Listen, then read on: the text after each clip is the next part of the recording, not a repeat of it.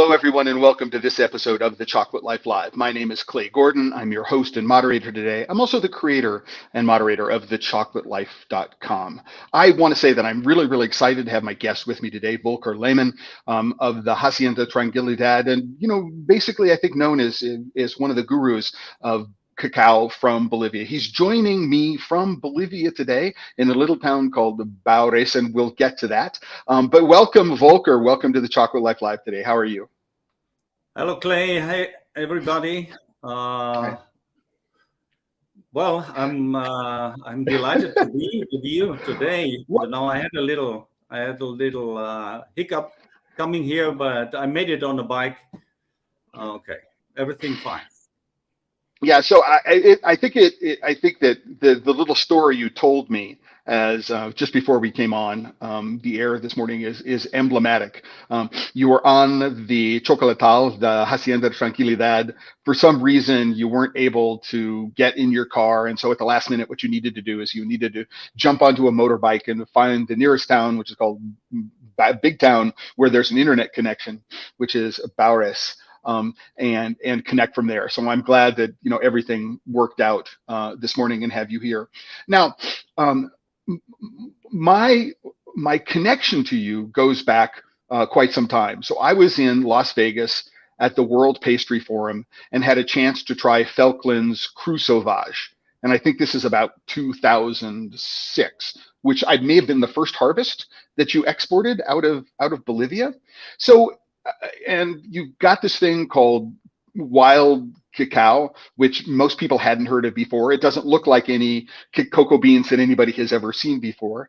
But explain to me and to the people who are watching today, how did you end up in Bolivia in the first place? Oh yeah, I was working for the German government on a program which is called the Integrated Expert. And I was working in Bolivia with a company that was called Canopy Botanicals. And we were working on identifying future products for the market, for the international market. So novel foods kind of stuff. And we were linked to the largest carbon credit program at the time, the Noordkamp National Park program. We had some little companies sponsoring us, like British Petrol and Citicorp and American Electric Power. But we were just far ahead of the time, so the carbon credits never went through. We went out of funds. The program was shut down slowly but surely, and I ended up with an idea of what was left. And one of the things that was most interesting, that was actually cacao. And the wild cacao, which I was aware of in 1991, actually, and nobody ever touched it. So I decided to give it a go without any business plan, really. And I surprised my wife at the time, saying, I just bought 500 hectares of wild forest. And, well, her reaction was quite clear. No, she thought that I was crazy. Great. I'm sitting here in the background, Volker, and what I wanted to do really quickly was to give people an idea of the region of Bolivia that we're talking about. So the little town where you're sitting right now is Baures, which is this red dot there that we saw. We're scrolling in, and you're somewhere in the little town of Baures. And the Hacienda Tranquilidad, I mentioned this little town called Huacaraje. I've been there. Here it is here. And then we come up here to this little town of Bella Vista, which is where I've been.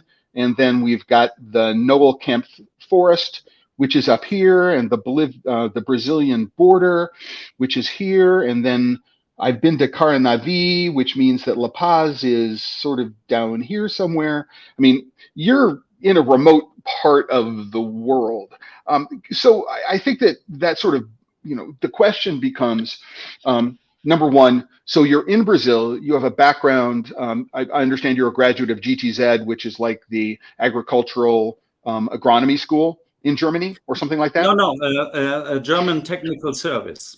Okay. No, I have an agricultural degree from the University of Kassel, and later on I studied at the University of London, getting my Master of Science in Natural Resource Management and Policy. Gotcha. And so you're in Bolivia, you're doing all this work, and you buy this. So what is this? You bought 500 hectares, which is now the Hacienda Tranquilidad. It may have been called something else before then. But what is a chocolatal for people who are unfamiliar with that idea? Because I think it is central to sort of a misconception of the part of the Eastern Beni, which is our thoughts on how new culture is there and what's going on. But these islands exist in the Bolivian savannah, which may have histories which go back many hundreds of years. Yeah, that's right. Absolutely. First of all, you just scrolled more or less over a size of Germany, showing where you have been and I am. And just to give the people a perspective, the Beni department, we have about 2 people per square kilometer. Yeah. I don't know. Germany was at the time about 300 people per square kilometer when I left.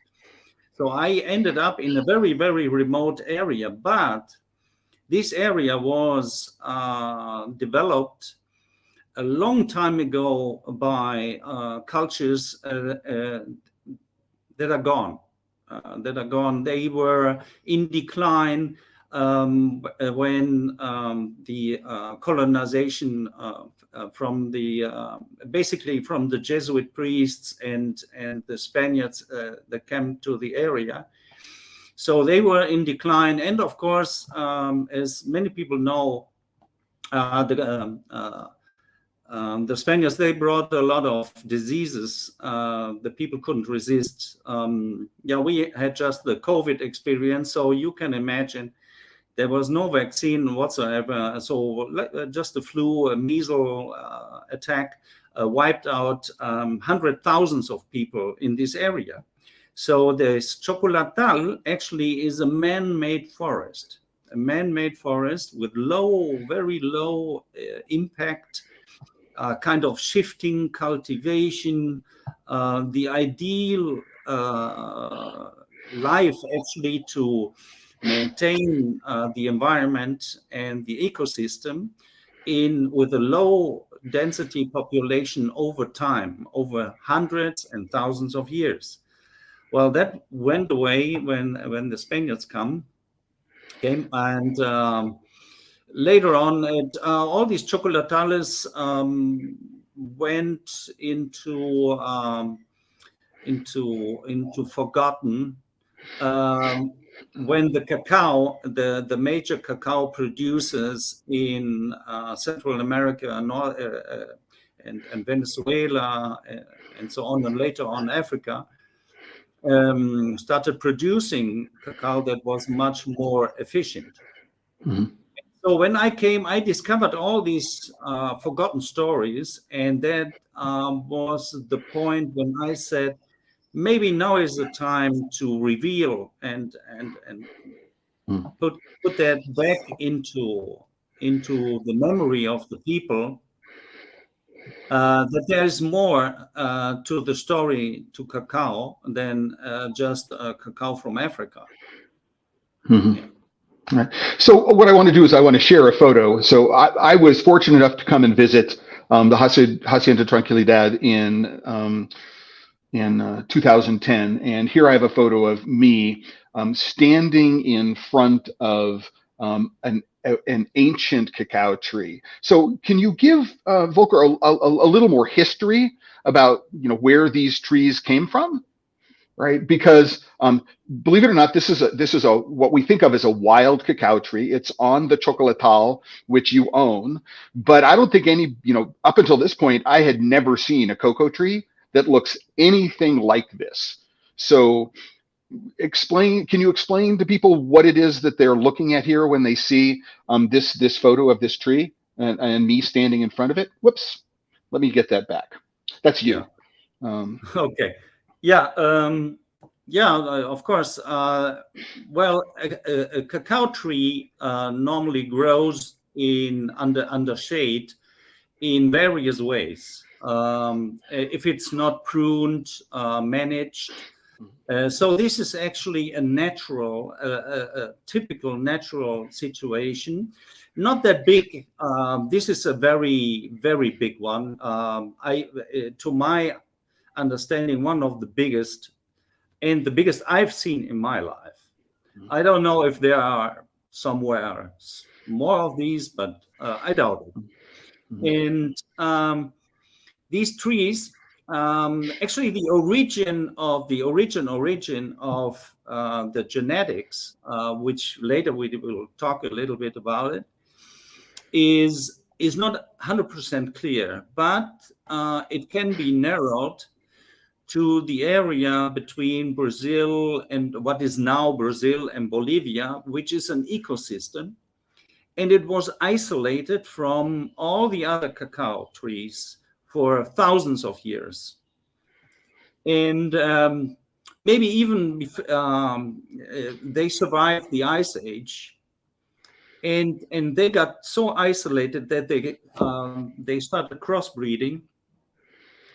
And so what you see is a unique cacao which has almost no relatives, pretty much no relatives to any other cacao in the world. So that is very unique. Most cacaos have some genes of others, a little bit of what they called in the beginning forastero or criollo and so on. But these trees have none of those, none. It's not even related to forastero, it's not related to criollo, and of course not to any of the international varieties. The propagation of these trees was man-made, of course, and to most extent by monkeys, actually. And this is why I call it wild, because the monkeys have definitely no plan whatsoever to plant trees. Their idea is sucking on the seeds like we like to do and spit them out. So they run around with the pods, chasing each other, breaking them off, and they throw around all kinds of seeds. And all these seeds, almost all these seeds, make a plant. It's incredible how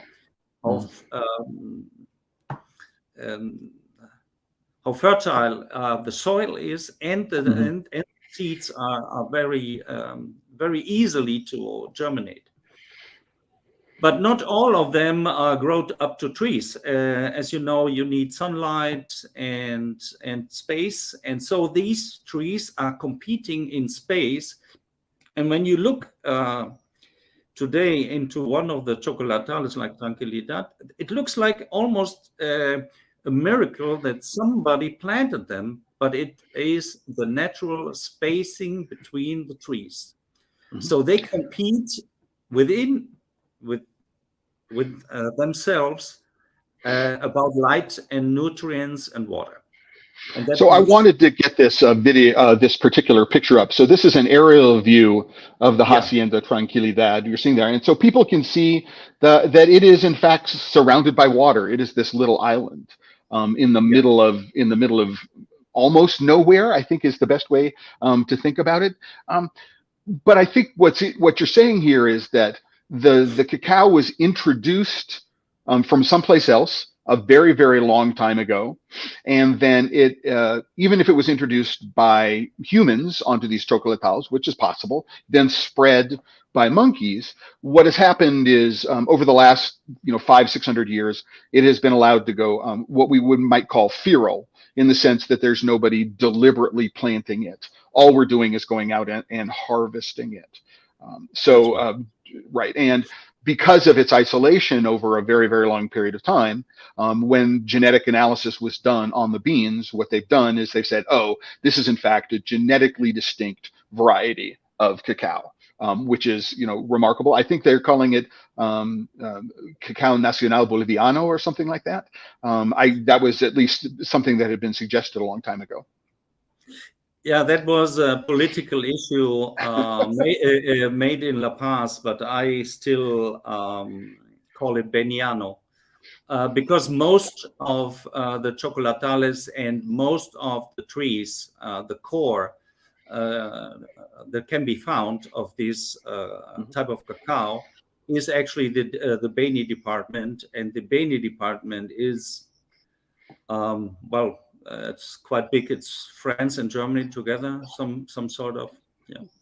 Right, and I will go to a map and again try to resituate people and give an idea of my first adventure there. But before I do, I want to recognize the fact that Stefan Eaton said, great presentation. Stefan, thank you very much. For people who don't know the name Stefan Eaton, I first met Stefan, it would have been probably in 2005, 2006, part of a World Pastry Forum with Felchlin. He was a corporate pastry chef for Felchlin. And when I went to Schwyz for the 100th anniversary celebration, Stefan gave these wonderful, wonderful set of classes in their school. I don't know where you are these days, Stefan, but it's great to see you here and to connect again. We have somebody connecting from Cameroon, a cocoa farmer from Cameroon. So Emmanuel Ara, thank you very much for joining. You've got an interesting question. You represent thousands of farmers and we want to improve our production to best meet the needs of the market. Any advice? So we may circle around back to this, Emmanuel. It's a very, very complicated question, right? How to meet the needs of the market. But today's focus is going to be on Bolivia, not on Cameroon, but we'll try to get back to you towards the end of the hour. So again, what I want to do, Volker, is I want to situate people in Bolivia. So where we are. So you're up here. People can see this little red dot, which is the town of Baures. And all the way down here in the lower left-hand corner, I'm circling, it's hidden by the photographs is La Paz, so it's just behind Volker's head. And to get from the Hacienda Tranquilidad, right, the beans have to travel this insane route. So can you explain how the beans go from the Hacienda Tranquilidad to Bolivia? Then they need to find some deep water port and they need to go to some factory somewhere. And what did it take you to convince? I mean, from the stories I remember, it took you years to convince a chocolate maker to use these beans because they were unlike any beans that anybody was used to using. Oh yeah. Okay. The logistic part is actually the core of all the wild harvest. And that developed over time.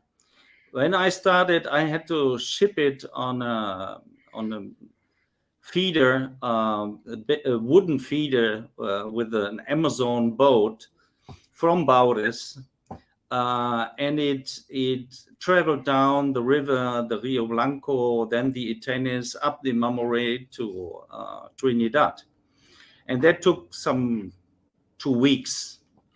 Because the captain he stood over at several ports and made little deals with the people and so on. So I was really afraid if I see my beans really back in Trinidad. And from Trinidad, then I trucked them through Santa Cruz, Cochabamba to La Paz. That was an adventure in itself. As you can imagine, there was no insurance. When I shipped the beans for Felchlin at the time, we shipped some 30 tons from Bauris. And so I was really concerned if I really make it, and if I don't lose the beans on the way. But so, it never happened fully. But I always lost a little bit. Yeah. Right. So I just want to give people, again, if I can, Volker, an idea. So you're starting up here outside of Bauris, right? Yeah. And then you're coming down. You said the Rio Blanco, the Iténez, and then the Mamoré River down here to Trinidad, which is way down here. And that's a two-week journey by water. By water. Right. By right. Water. And then just again, if we scroll out a little bit, we find that we're going the southern route. So from Trinidad, we're coming down. I'm sorry? To Santa Cruz. Then from Trinidad, I had to go to Santa Cruz because there was no way at the time to travel it straight to La Paz. Yeah. Right. So we're here in Trinidad, right? Let's jump out there. Let's go back. So we're here in Trinidad. Excuse me. Right. Yeah. So the beans have already traveled some 800 miles on water before they came to Trinidad. Mm-hmm. Because the rivers, they bend a lot. And this is why it takes so long. Mm-hmm. So, but just get into it. So we started out here in Bauris. Yeah. Right. We went to Trinidad. Right. Yeah. And then by road from Trinidad to Santa Cruz de la Sierra. Yeah. Right. You and I have done that trip on an overnight bus. Right. Yeah. Right. From Trinidad, they're going by road to Cochabamba. Yeah. Right. Where we were also been. And then up to La Paz.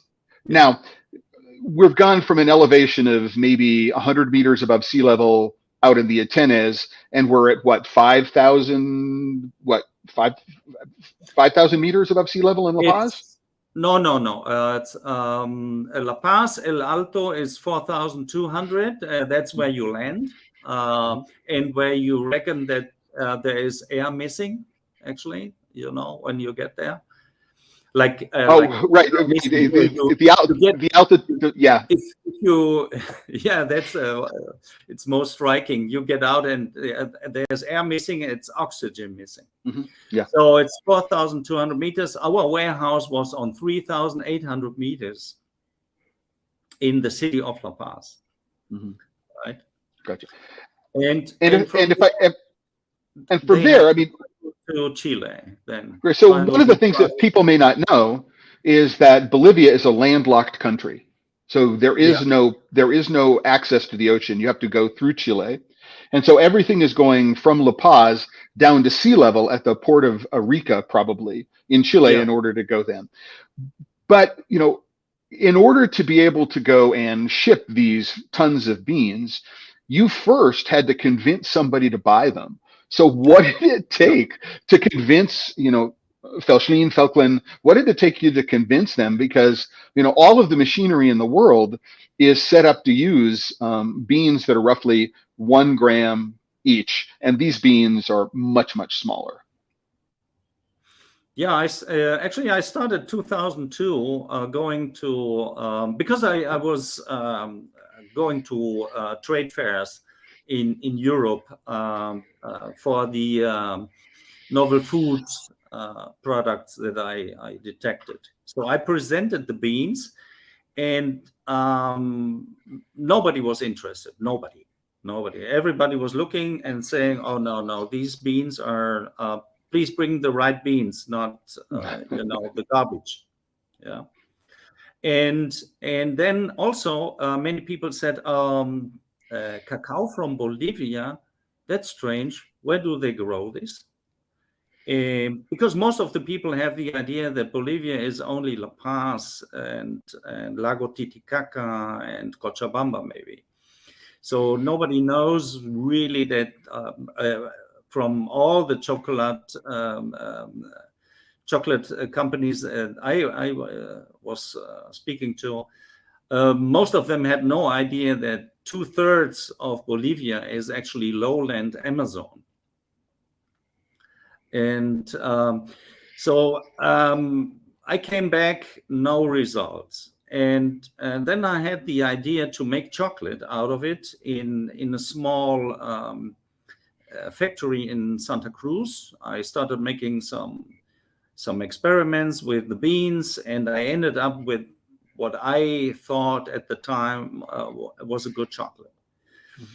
And I presented the chocolate to several of the next year, 2003.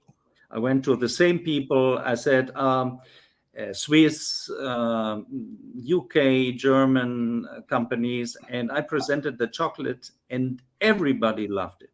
Everybody. Mm-hmm. And then I pulled out the beans again, and I said, yeah, well, it's made from these beans. No, but still, you know, they're too small. We have large machinery. We can't process. And so I ended up in a really a little bit depressed that night, talking to a guy from Pronatec. And I said, you have to help me. You know, I was a little, drunk. And I have small beans in the middle of all these alligators and in the jaguars and whatnot. And he said, okay, I have a new guy coming to my company. I will send him to you.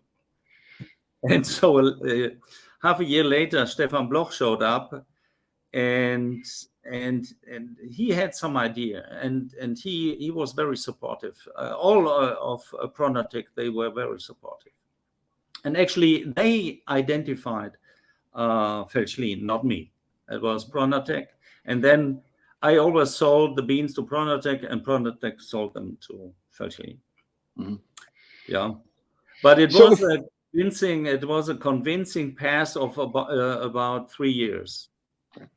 So just to give people an idea of how small the beans might be, this is on the small side, but it's still fairly typical for the size of a wild cacao pod. And so you can and you see there are almost 38 seeds in there. Right. So instead of being like 100 beans per 100 grams, it's somewhere between 140 to 160 beans for 100 grams. And so not only are the beans very small, right, which means the machinery isn't designed to, for example, crush them properly because they're expecting a much larger bean. The ratio of shell to nib is much higher as well. So the yield is much, much lower than for a larger bean. And so there are lots of economic things going on here in order to be able to do this.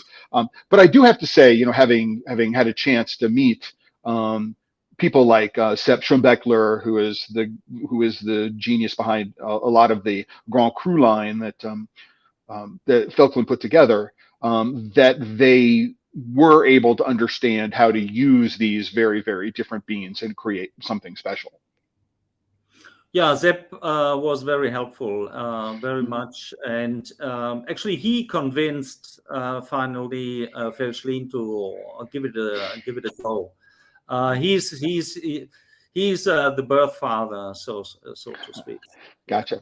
So I was fortunate enough in January of 2010 to go and visit the Hacienda Tranquilidad and spend most of a morning out with a family harvesting the wild cacao. I just wanted to share a couple of photos. So this is a picture. It's a polypropylene sack. It's hung up between two trees. And what they're going to do with this is they are going to then take the cacao and baba, the wet mass, and they're going to put it into this sack. Right? And they have dug out a little depression in the forest floor underneath it, lined it with a leaf. You can see, let me do this. I'm going back and forth. They've lined it with a leaf, and they've allowed the fresh juice to be able to just drip into this leaf. Now, this is important because you're paying these farmers by weight, right? So this juice represents money to them. because if they don't get this back to the collection center, this is, they're not being paid for this juice. But you've got a cocoa pod here, which they've cleaned out with the machete. And so we're drinking this juice. And to this day, it remains one of the simplest and yet most profound gourmet food treats I've ever had in my entire life. If anybody gets an opportunity to be fortunate enough to go out to the Hacienda de Tranquilidad and go out farming and have a chance to drink warm, fresh cacao juice dripping off you are in for a real treat. And these are members of the families that I worked with. So this is also, I think, a really, really important thing to understand about family labor in cacao that I didn't really, truly appreciate or understand until I had this morning with this family. And in this photograph, you can't see, is actually a younger boy, right? And this younger boy is out with the family, and it is the family that is working together, right, to do this. So the farmer here, I believe you told me he was divorced. And so there was no easy place for him to leave his children during the day. And so he's bringing his children with them onto the farm so that they can stay together as a family, and that they weren't spending money on things like babysitters and things like that.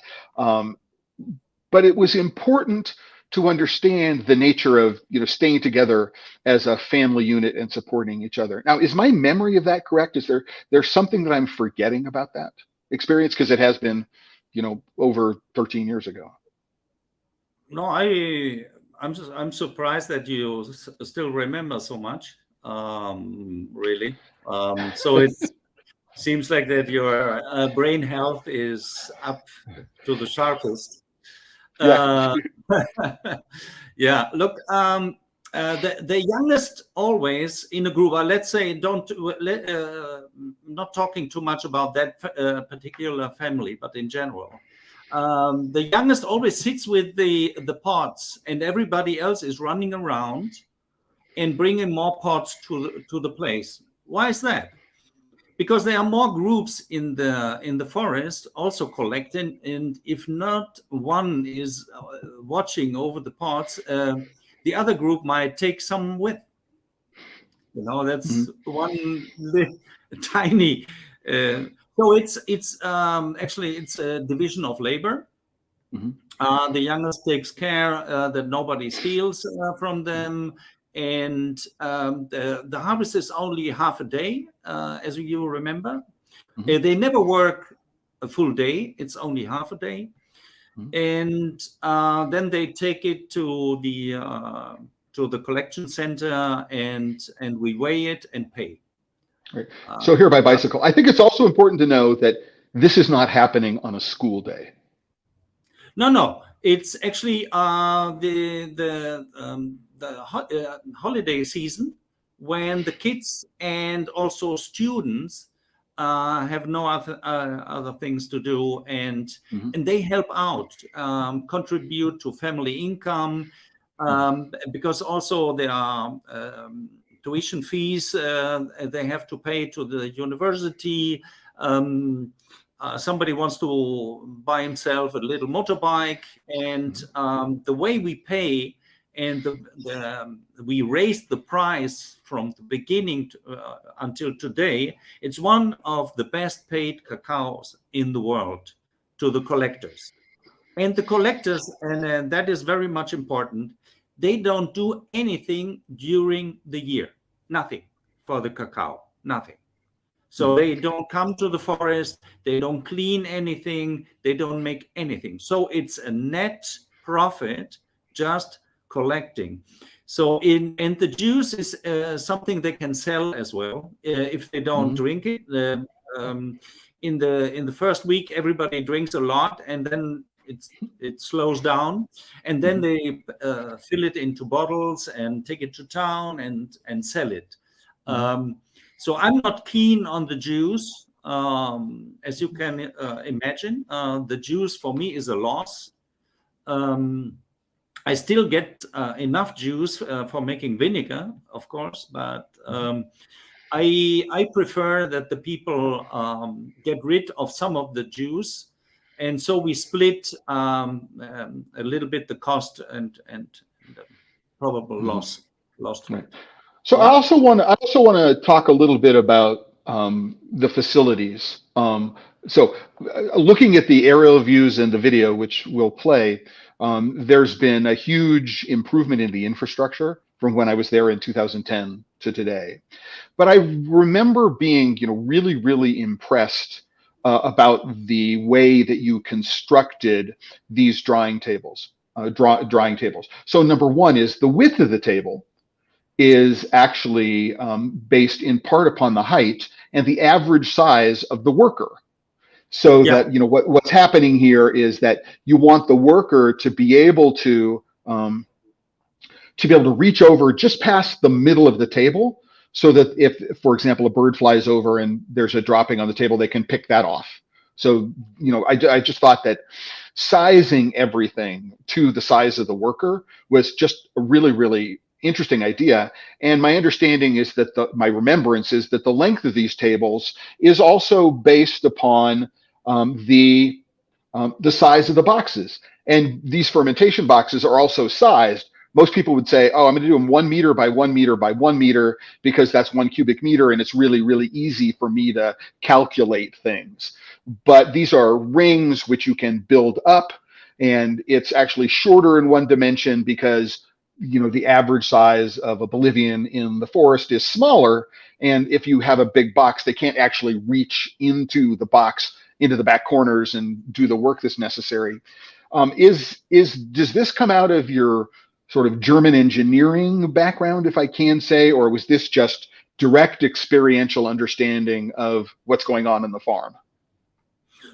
No, it has to do with as an engineer, you learn work space and working health conditions have to match. You can't just build something and think in terms of size and maximizing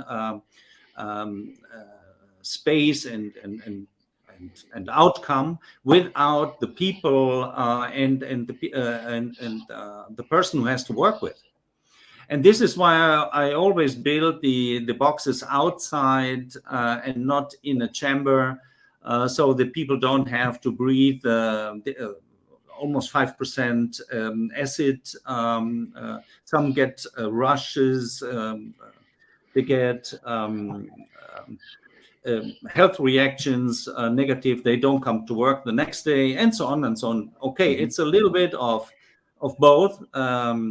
Of course, I never went to a school where somebody told me, hey, you have to build it this and this and this way.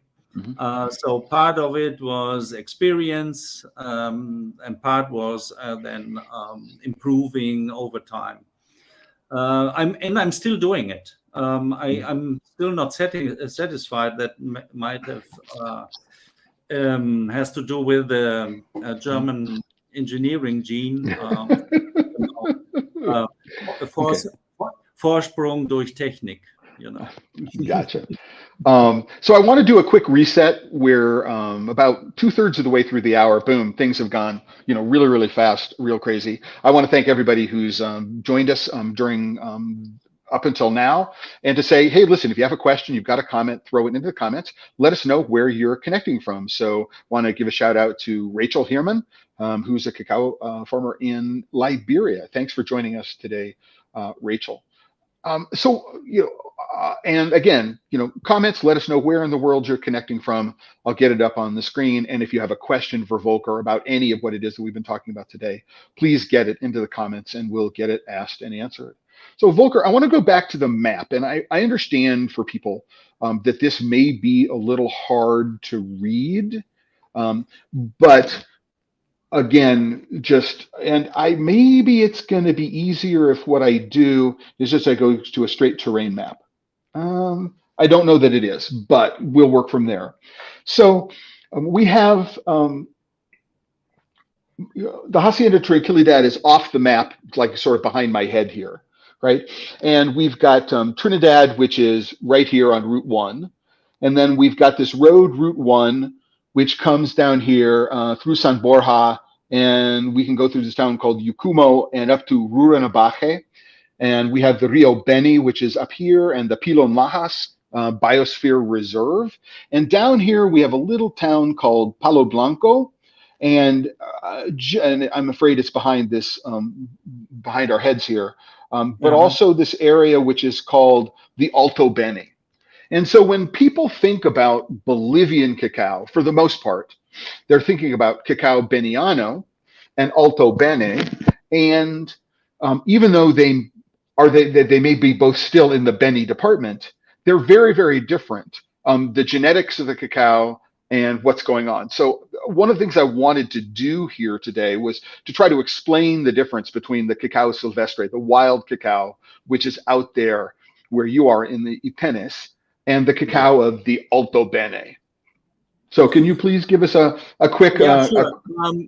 It's that confusing because Beni, Alto Beni is actually a community in the lower La Paz department. And it's called, it has this Beni because this is where the river starts. The river starts in the mountain. But the department of the Beni actually ends with the first ridge where we went, the Kiki Bay. There is the administrative border between La Paz and Department of Beni. Well, this is very technical, but for most of the people, they should look at the word alto. Alto means high. So high means that's the higher part of the Rio Beni, okay? And these are areas which are around 500, 600 meters high. And the cacao grown there is mainly hybrid cacao, old varieties, Trinitarios, brought in from World Bank in the 1960s for colonos, which are settlers. They got pushed out of the mining business. And so they started farming and land clearing, as it happened in Peru, in Ecuador, in Colombia, and so on. So the Iténez Beniano cacao is an ancient lowland forest, most animal seeded happening, and with no agriculture whatsoever involved, no agriculture. And the Alto Beni is a higher part. That means slash and burn, colonization, growing bananas, growing all kinds of other crops. And these were people from the highlands and not from the lowlands. I lost your voice. I can't hear you. Gotcha. So if somebody says that they are bringing in cacao from the Alto Beni, number one is it's not wild. So any representation that it's wild is a misstatement. It may be an unknowing misstatement. It may not be a deliberate. They may not understand it. Chances are, not the chances are, but it's all going to be modern hybrids. Have people started taking some of the genetics from where you are in Trinidad and tried to replant those into the Alto Beni? So are people now farming the wild cacao? Yeah, okay. Just to make it a little bit more complicated, because it's never black and white. So when the settlers pushed into Alto Beni, they pushed out some lowland people that went up a little bit into the mountains. And they took the cacao from the lowland and planted them also on the higher ground. So you find still some of the original Beniano in Alto Beni, but it over time it's now it goes crossbred with the hybrid. So you find larger beans in the pods, and the pods are different, and so on. So you have, and this is what causes the confusion. You have some of the so-called wild within the in the planted areas. So I just wanted to put the map back up again. So we see Rurrenabaque, which is this town that we drove through, but we came from La Paz over the mountains here, right, and then up through Yucumo, and then up this way. And so we're talking about the hills here, right, which are up in the mountains. You can see very, very quickly how the terrain changes from this lowland. I mean, if we're looking back here, it's, you know, flat. I mean, the Rio Beni joins the Amazon, and from where you are in Rurrenabaque, I think you're at 300 meters, if I recall, and then you've got what, like 3,000 kilometers before it hits the ocean. So it's a very, very, very, very gentle slope, which is remarkable to me. So depending upon where the cacao is coming from in the Alto Beni, it could be modern hybrids, or it could be some older cacao, which, right, over the course of settling, was moved up into the higher elevations. But you need to be very, very careful in terms of understanding what it is that you're purchasing, because like everything with cocoa and chocolate, it depends, right? Is that a fair understanding? No, definitely, and I always explain it to the customers, and I urge everybody to do the same. To ask actually the genetics, where it's from, and so on and so forth. So if somebody offers you Alto Beni wild, then it has to be proved. It has to be proven. Otherwise, you don't know what you're buying. I can even sort the hybrid and take the very small beans out of the hybrid and tell you it's wild Beniano, and you would say, oh yeah, they are small. These are the small beans. Okay, so that is the nature of hybrid. Is there's going to be a mix of stuff, especially depending upon what tree pollinated that particular pod. Gotcha. Yeah. I want to jump back a little quick. I want to say give a quick shout out to Thomas Forbes, who's joining us. Tom, thank you very much. You know, absolutely. I think the work that Volker has done is a shining example of what can be done to responsibly develop the cacao resources of a producing country. And so I'm happy to share his story with us. I also want to give a quick out to Ari Salomon from San Francisco, who asks an important question. Is there any issue with slavery in this part of the world? So illegal child labor, let's separate that, illegal child labor and, you know, indentured servitude. Is this something that you find to be a problem at all in Bolivia? Well, no, actually, no, not. But saying it, child labor is an issue in every developing country. So there's no zero. There's no zero, but the government and the institution. There is an institution for the. It's called. It's like watching over parents that mistreat kids and so on. So actually, the people in Latin America, they are very crazy about kids, and want them really to educate, to thrive, to go on, and it's not like.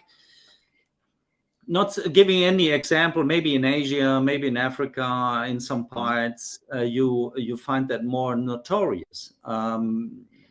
But slavery as such, I would say no. Maybe modern slavery,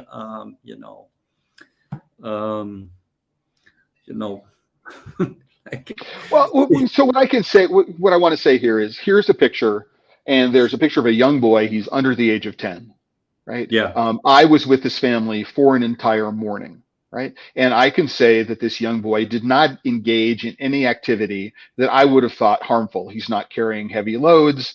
He's not doing any of that work. And he's doing it in the context of working with the rest of the family as a family unit. As a group, they can produce far more income than any one of them or two of them. So if they just left the younger daughter and the younger boy at home, the father and the older son would not have been productive. They wouldn't have been able to deliver as much cacao, but they are working together as a family unit.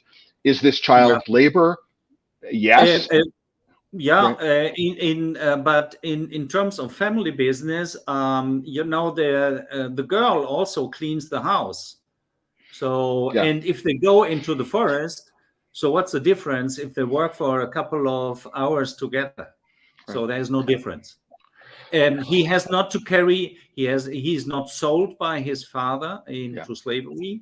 He is on his own will. If he doesn't want, he wouldn't go. And then I would say that everybody likes to be also together and work together. It's kind of, and you have been with them, and they were laughing, and so you haven't seen. Well, and they were laughing at my inability to be able to be a good worker. But they were, right, and very, very generous. So I just wanted to say that, Ari, it depends on what you mean by child labor. And certainly, my experience there is not extensive. I didn't spend a month day to day in here, so my experience is relatively short. But having been to a bunch of other countries throughout Latin America, I can tell you that there was nothing that I would have thought that would have been abusive. Right now, would the Rainforest Alliance have a problem with it? I don't know the answer to the question. But as Volker said, this family is not working. The kids are not there instead of going to school, for example. Right. And so it's no different than the chores, being involved in voluntary activity at a family farm here in the United States. I don't see any difference about that. What I want to do now, Volker, is I want to just share a beautiful experience that you and I had, and to share some of the beauty of Bolivia. So here we are, as you may remember, right? So we're heading out of La Paz, north out of La Paz, into the South Yungas, which I think is just funny, north into the South Yungas. But here we are at the top, the highest, most elevation, about to head down onto what is the Bolivian equivalent of the Road of Death. That's El Cumbre, the peak. And from there, it goes straight down in a very short period of time on the road, and it goes straight down. And the elevation we are at about 5,000 meters. Mm-hmm. And if you remember, there was shortage of air. Right. Oh yeah, no, it's like you are drinking coca leaf tea or trimate, which is a mix of 3 different teas, because for me as a lowland guy, the altitude headaches could be quite severe. But we have here something called the New Swiss Road, which is a brand new paved road. It's called the Swiss Road because the Swiss built it, paid for it, and built it. And then we have down here, we have the dirt road, which is the older road, which is what's called the Road of Death. And as we go down here, I mean, it's just a stunningly beautiful part of the world. But again, here we have, you can see it's snaking of the road that we're on up and down the hills. Just the views are breathtaking, as you might imagine. But this is the road we were on. So Volker had at the time this bright red, yellow Nissan Xterra. I think we only had one CD in the car. It was the Scorpions, right? Which, for people who don't know, like one of the proto heavy metal bands, German. And we're driving down here, and you can see that we have this big truck, and it's leaving La Paz. So it has to be on the outside of the road. Anything which is heading towards La Paz has got the mountainside of the road. And if you ever you can see that it might be difficult to get 2 trucks to run past each other. So when that happens, the truck that doesn't have the right of the way needs to back up and find a place so the other truck can get past them. And this is where you run into these little shrines, which this indicates that at some point in the past, either a car, a truck, or a bus full of people, right, has gone over the side. Well, that's us. This is at El Cumbre. Has gone over the side and has tumbled down maybe as much as 1,000 meters down into the valleys in between, right? Yeah, there is there is actually no rescue team. At certain points, there is a rescue team, but they don't have the ropes, you know, to go down 600 meters. They don't have the equipment. So many people just disappeared on that road. And there are no guardrails anywhere. No. And the edge of the road is not particularly well maintained. So what I remember vividly from this, and it's again one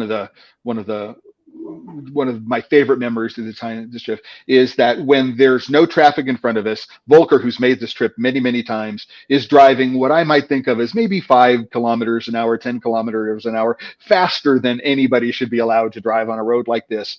Right? We have the Scorpions. If we could turn the volume up on the radio to 11, we would have turned the volume up the radio. And we're singing over and over, "Love Can Keep Us Alive" and 3, 2, 1, Are You Ready to Rock, and all these fabulous songs and that are sort of about imminent depth and just being a daredevil on this road. Just really fabulous experience. And so here are the two of us at the top at El Cumbre, but this is the beautiful town of Palo Blanco. I'm sure you remember us being there, Volker. Yeah. It has changed tremendously, I can tell you. And after you left, I got involved in a project, and it started about 2009-ish. And you came back for it when I worked with Tom's, and we built a new harvest center, state-of-the-art harvest center with air drying beans and so on, and tray fermentation and box fermentation, experimenting 3 years. I had a wonderful time because Tom's, they were paying me actually what I was doing before on my own expenses. So they told me, you can experiment as much as you want with the beans and bring us samples, and we turned them into chocolate. And well, I did that. I did that with all my team, and we made hundreds of samples. And this is why I got really great into what is fermentation really, what does it, what it can do, or what it shouldn't been doing, mixing it with juice and stuff like other people intend to do.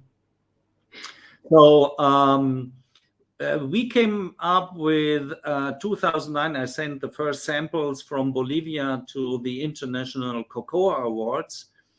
And funny enough, I got calls from Ecuador, Peru, and Colombia, and they asked, what is this? Why you had never good cacao, and all of a sudden what's happening?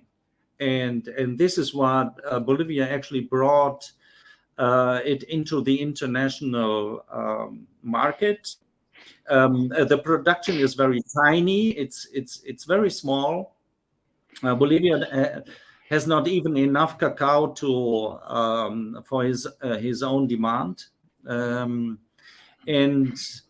all this cacao all of a sudden was named like 100% fino y de aroma, or the fine cocoa. And that was the big thing. We've been there at the second international conference of fine flavor cacao in La Paz with everybody, from Dominican Republic and South America. So Venezuela, Colombia, Peru, Ecuador, Brazil, and Bolivia were there. Yeah. And this was the second international conference on cacao, Fino di Roma, in La Yeah. Región Andina, in the Andean region. So I thought it was interesting that the Dominican Republic had but it was the Resec family or representatives from the Resecs that were there. This was the reason why I was in Bolivia for a second time in 2010. Volker invited me to be one of two international speakers at this conference. The other one was Chloe Dutroussel, who had a project with the cooperative El Cebo at the time. And so we were talking about international markets for cacao and chocolate. But this is an example of two different conference sessions that we're involved in. And out of each one of these sessions came a set of guidelines. APP Cacao is the Ecuadorian National Cacao Producers Association. So here are some things that their strategies are going to be over the course of the next several years. As we can see, here's a different one. I don't think it's specifically for any particular country, but one of the things that was interesting about this particular conference was this deliberate attempt to be able to put together not only country-based strategies, but regional strategies for working together to be able to grow the market for fine and flavor cocos in the region. We had a chance to go visit. This is Condor Chocolates. You may remember Volker visiting there. Yeah. Getting a chance to look at, so here's an old Universal, here's an old colloid mill, which is used as a pre-grinder. Here's an old pot press. I mean, they had a lot of new machinery as well, but that was primarily in the production of finished products. So in rovers and things like that, but all the cacao processing stuff was quite old. Here's a melanger, I think, that was built in Bolivia. And so it shows what can be done. This is a little handmade double-sided guitar that they had put together. And, you know, one of the most beautiful locations for a chocolate factory that I have ever been in as well. So in closing out, because we've hit the hour, Volker, I want to end by playing the video that you shared with me. But before then, what's the future of the next couple of years of the Hacienda Tranquilidad? What is it that you're going to be doing over the course of the next several years to be able to build on top of the work you've done over the past nearly 20 years in cacao? And how is that foundation directing the future work that you want to do in Bolivia? Yeah, basically, I started almost again in 2016 after I worked 2 years for Biodiversity International on a research project on wild cacao in the Americas, and then I basically started by revamping the entire part of fermentation and drying, because I see fermentation and drying not as a separate process. It is a constant process. So the fermentation and drying is one. It has to be screened as one process. And what I've done in Tranquilidad, I built a new processing plant that combines fermentation and drying under one roof, which is quite unique. You don't find that anywhere else, actually. And so the idea is to work on quality, because I saw that there is still some room to improve the quality of the beans. There's a big difference if you have beans just from the collectors, if they process them and dry and you buy these beans, or you have Tranquilidad beans, which are 100% controlled during this particular process of fermentation and drying. And the same I do in the Alto Beni fermentation center, which is called Flor de Cacao. And the future I see for me still working on quality and building better relations, more relations to certain bean to bar people who are still looking for quality. and who wants to explore a little bit further the idea of single origin, single variety cacao. That's basically the vision I have, and I have still some years to go, I guess. Well, it is a never-ending. It's a never-ending process of improvement. So it's really great. So Volker, I wanna say thank you. What I'm gonna do is play the video that you provided for me, and then afterwards we'll come back and we'll close out. So stay with me. Okay.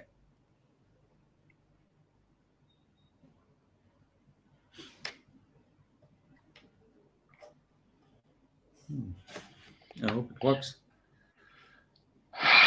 So let's do this. I had this happen to me before, and what I need to do is I need to go and re-upload the video file.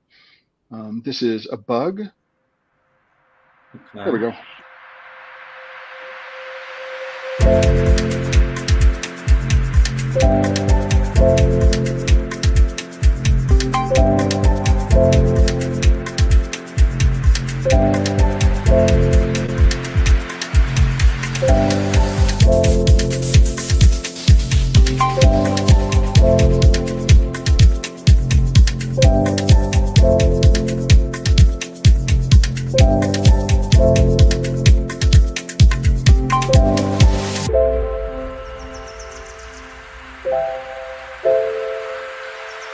I recognize that tree.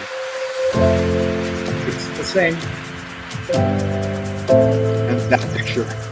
Yeah, of course.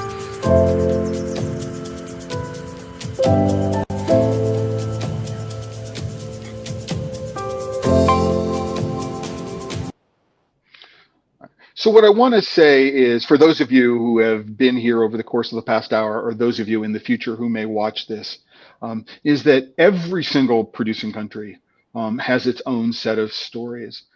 And that one of the things that I learned from spending the week or so in January with Volker, and then a week or so again in November, in very different parts of the country, with very different experiences, is that what I thought I knew about cacao that I might have brought from my trips to Ecuador and Belize and other places had no real bearing in terms of the cocoa culture of Bolivia, and that I couldn't bring with me any of my preconceptions about what I thought I knew to Bolivia. What I needed to do is I need to let Bolivia tell me what was unique and special about it. And that's not just the beans themselves, but the culture surrounding the production of the beans and the consumption of chocolate. And little things like, what is the incentive to labor in the farm economy in Bolivia, and is the incentive to labor in the farm economy of Bolivia different from or the same as Peru, which is right next door, and even in Peru, in different parts of the country, is the incentive to labor the same? And the answer is no. And this is one of the challenges, I think, that is a problem with non-governmental organizations and aid agencies from outside of a country. What they're doing is they're imposing their notions of what is right and what is wrong and what is better on the cultures. And Volker, this is something that there's the rusting out hulks of all of this equipment and all of these facilities that have been built by NGOs that once the money is gone, nobody knows how anything to do with. So for me, the fact that you have made this now 2-decade-long commitment to being in the country, letting the country tell you what it needs to be, bringing your expertise in your experience in that way is what I think is the model for the right way to do this kind of work around the world. I mean, we see examples of it in other places, but certainly the first place that I saw it, and the place that I continue to see it, is in Brazil. Not in Brazil, but in Bolivia. So if you'd like to do a quick, 1 minute or so. I mean, I'm hoping to get back to Bolivia for the first time in 13 years later this year. Hopefully that will happen. Hopefully that will happen. Last week, to give you an idea, last week of November, please book Bolivia, book Tranquilidad 20 years. we are going to have a little party. 3 days, I believe, is at least what we should do. And to catch up with many things, I also believe that each case is a case. Peru, Ecuador, I've been to all these countries working on cacao research. And Bolivia is very special as well. And it has a bright future for fine flavor cacao and specialty cacao. But not so much for mass production. And as you know, the people here, they have a very competitive product, which is coca leaves. And the coca leaves that will always hinder, that coffee or cacao or other agricultural products will thrive. As long as this is a very big business, I don't see any chances by other than soya production in the lowland. But what is important is to keep on the culture we have, and the culture goes back over 300 years with the Jesuits, chocolate making, and even before that. And that was totally new to the rest of the world. And I thank you very much for having me and do a little bit of clearing up ideas and what's all about Bolivia and the little contribution that I was lucky to give. It is certainly my pleasure. It is a friendship that I have valued since, the first time we had a chance to meet in person. And even before then, I still remember that 2006 production by Felchlin as being probably the single best bar of chocolate I have ever tasted in my entire life. They changed the recipe. They changed conching or something about it in 2007, and it was never the same again. There's just that first one, this texture. I mean, the bar with its Andean condor feather on the bar, just a beautiful thing to behold, and a texture which is sort of just like dissolved into this just bright sort of orange blossom jazz. I can still remember what it was like. So it's been great. I understand, Volker, that you may be bringing some beans into the United States in the near future. Oh, yes. So if people are interested, they can reach out to me because I believe I know who's going to be bringing in those beans. And so I can make an introduction if you're all interested in experimenting, if you're in the United States experimenting with Cacao Beniano. Otherwise, you can get to Volker from the website. If you go over to TheChocolateLife.com right now, I will share that screen. What you'll do is you'll see that there's a post. There's a post for this particular live stream. All of the photos and the videos that I showed today and many others, including some little bit of history of what we're doing, are on this page. So you can get a nice little travelogue photo blog and see all these photos, learn a little bit more. It's a shame, Volker, you've never learned how to relax after all these years. And I got to tell you, he's a great traveling companion. If you need to go travel somewhere, Volker's a great guy to go traveling with it. I also recommend reading this book, 1491 by Charles Mann. Completely coincidentally, the introductory chapter in this book is about the savanna in the Iténez region of the Beni, and you can learn more about the history of this region in this book. I recommend it highly, just in general, about what were the Americas like before the arrival of Europeans. And then there's a companion book called 1493. Which is what were the Americas like after the arrival of Europeans. So that's there. Also, we've got the homepage. I lost my cursor because I got two big screens. The homepage of TheChocolateLife.com. This is it live. So you can go there. I want to thank the sponsors of this video, which are the members of TheChocolateLife.com. If you're not a member, please go and join and support. Yeah, I like to add, as you mentioned, the first Cru Sauvage.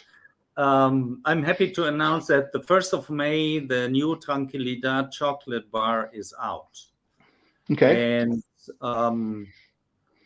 maybe you try it, and then you tell me if you have the same Well, it's the 16th of May, so the bar is already available. Yeah, 1st of May, it came out, Tranquilidad. It's, if I may say, it's in conjunction with Caputo's, and it's available.